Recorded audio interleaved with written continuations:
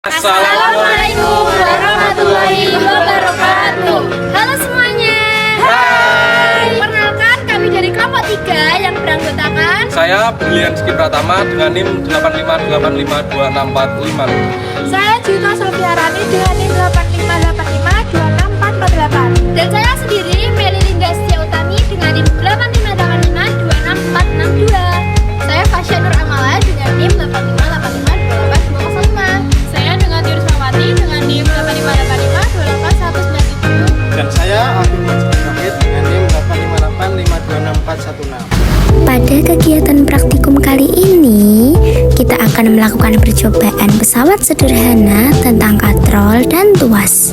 Yang pertama adalah katrol. Tujuan dari praktikum ini, kita dapat menjelaskan manfaat katrol dan menentukan keuntungan mekanik atau yang disingkat dengan KM pada katrol. Alat dan bahan yang kita butuhkan ada katrol tetap, neraca, beban, benang atau senar, dan statif untuk penggantung katrol. Langkah pertama, pasang katrol pada penyangga dengan kuat. Yang kedua, masukkan benang ke dalam roda katrol. Kemudian yang ketiga, ambil neraca, lalu talikan dengan salah satu ujung tali. Dan yang terakhir, gantungkan beban pada ujung tali. Kemudian, tarik ujung tali yang lain secara perlahan dan amati perubahan gaya yang terjadi saat beban diangkat. Berdasarkan percobaan yang telah dilakukan, saat tali ditarik ke bawah, beban akan terangkat ke atas.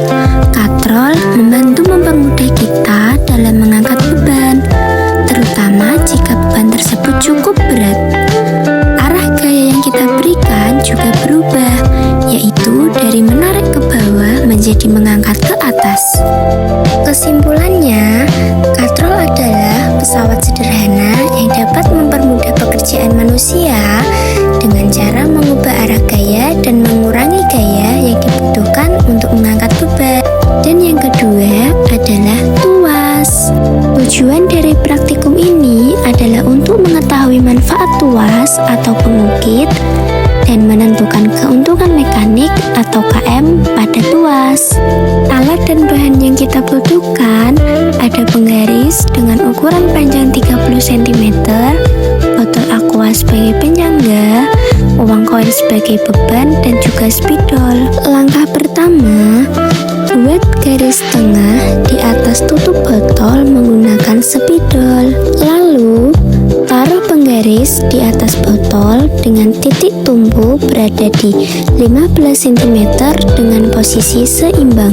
Selanjutnya, tambahkan beban dengan berat yang sama sehingga posisinya tetap seimbang. Lalu, tambahkan satu beban lagi di titik beban, maka otomatis titik tumpu akan bergeser. Tambahkan beban lagi di titik beban dan titik tumpu akan semakin bergeser. Tambahkan beban lagi di titik beban dan titik tumpu akan semakin bergeser agar keduanya tetap keadaan seimbang.